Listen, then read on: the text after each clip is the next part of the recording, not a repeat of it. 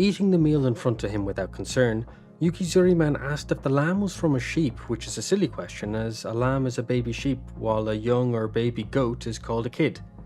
The Monster King said that it pretty much was, adding that many people think that it's not as the taste and texture is more similar to another animal.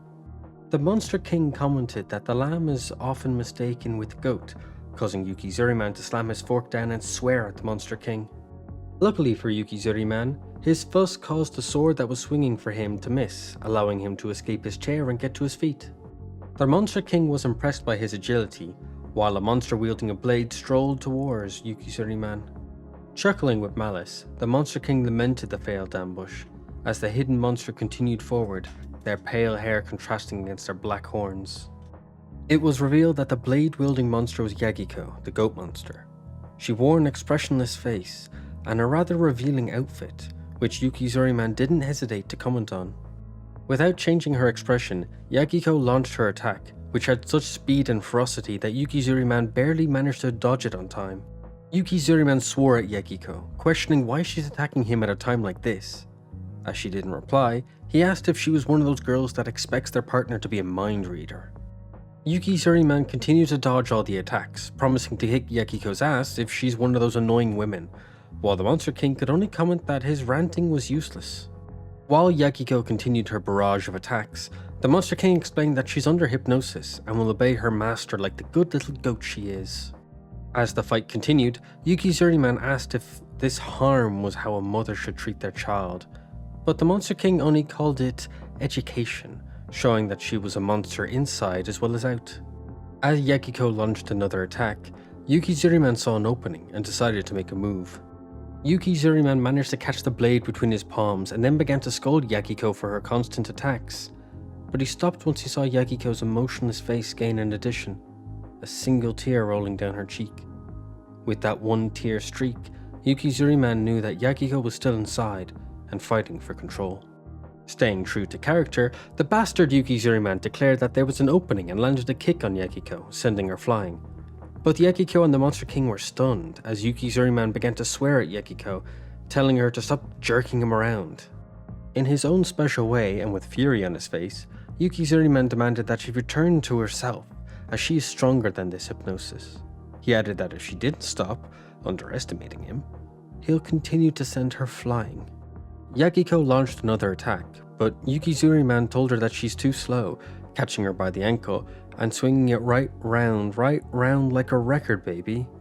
The Monster King then began her internal monologue, commenting on how Yukizuriman surprised her again, and now she needs to use a new trump card, which she decided to use instantly.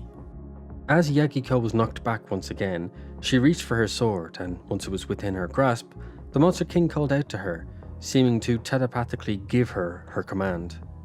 Receiving the command, Yagiko was stunned, but followed through with the order, placing the blade at her neck as a threat to Yukizuriman. He was puzzled by the action, but the Monster King spoke, telling him not to move. Moving anyway at lightning speed, Yukizuriman pinched the blade and told Yagiko not to do something stupid.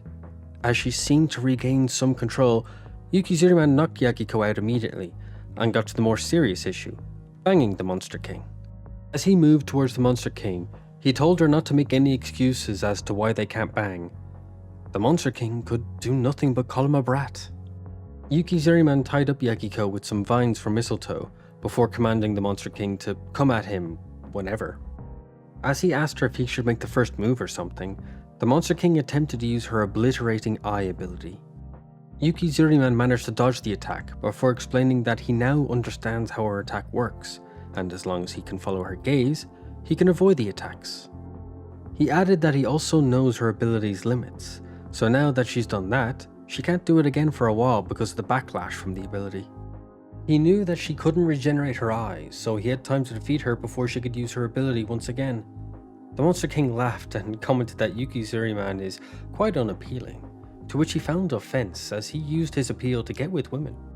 Beginning to panic, the Monster King looked around for a way to rid herself of Yukizuriman, but once she saw the untouched wine, she realized his true weakness. Now that she knew he was a lightweight, she began her act, claiming that she's helpless and how she's vulnerable to him, all the while she was preparing to strike. Falling for it, Yukizuriman asked if the Monster King was getting cold feet before the real action, not knowing what trap lay before him. Executing her plan, the Monster King called out the ultimate bait for Yukizuriman, a melon monster that was too sexy for the human realm. Like the horn dog he is, Yukizuriman turned to look. Seeing nothing, Yukizuriman was confused, but the Monster King took the opening she created, grabbing the wine she had hidden in the process. Shoving the wine bottle into Yukizuriman's mouth, the Monster King announced that he had let his guard down and forced him to down the bottle. As he got more and more drunk, the Monster King teased that she's going to toy with him the whole time he was drunk, as he'll be helpless. As Yagiko began to come round, she heard some voices in the distance, with the Monster King commenting about finishing for a long time. Still drunk, Yukizuriman questioned why the Monster King lost her feisty attitude that she had before. Now fully awake, the only thing in Yagiko's vision was Yukizuriman banging the Monster King, buck naked. As Yukizuriman noticed that Yagiko was awake, he did the polite thing and invited her to join. Even though drunk, Yukizuriman is ever the gentleman.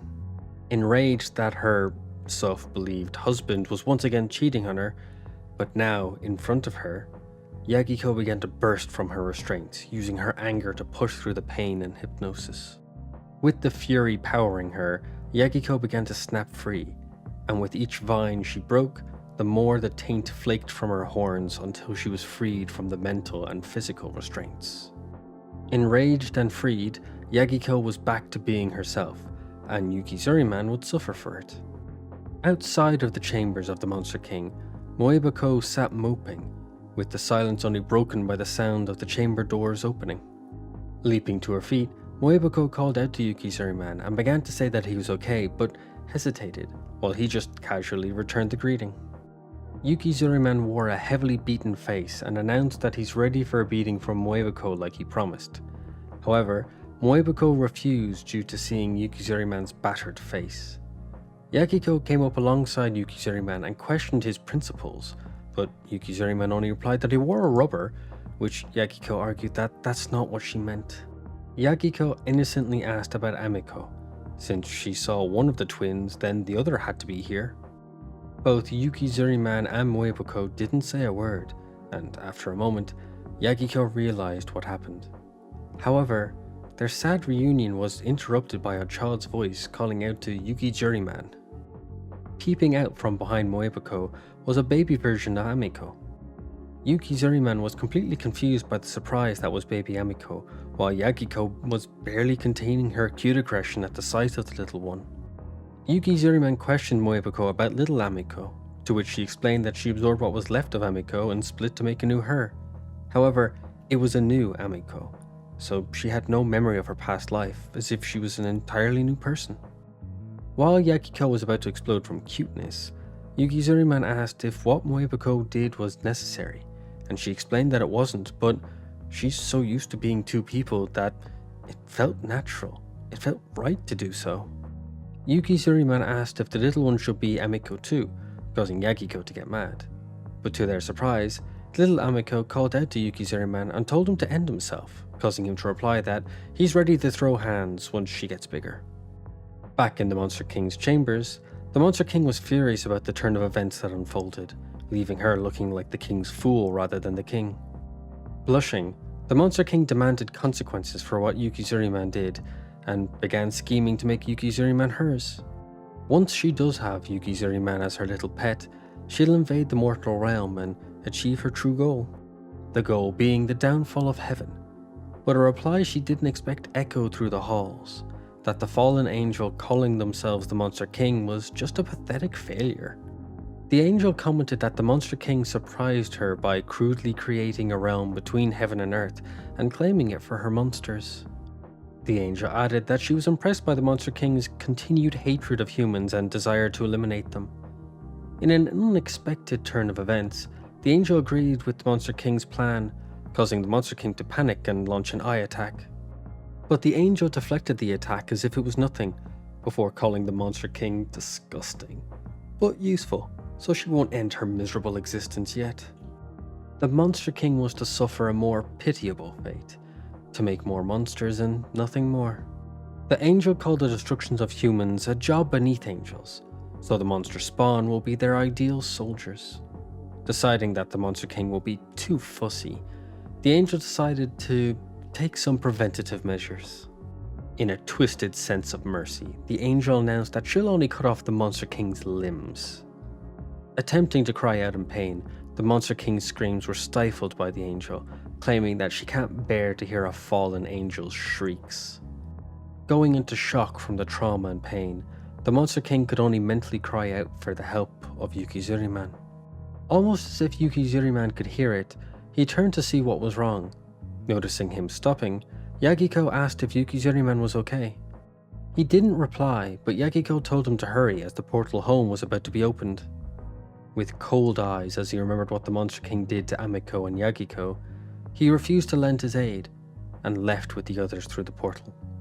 As they returned to the human realm, the Soul Society arc, the Akiko rescue arc, came to a rough conclusion.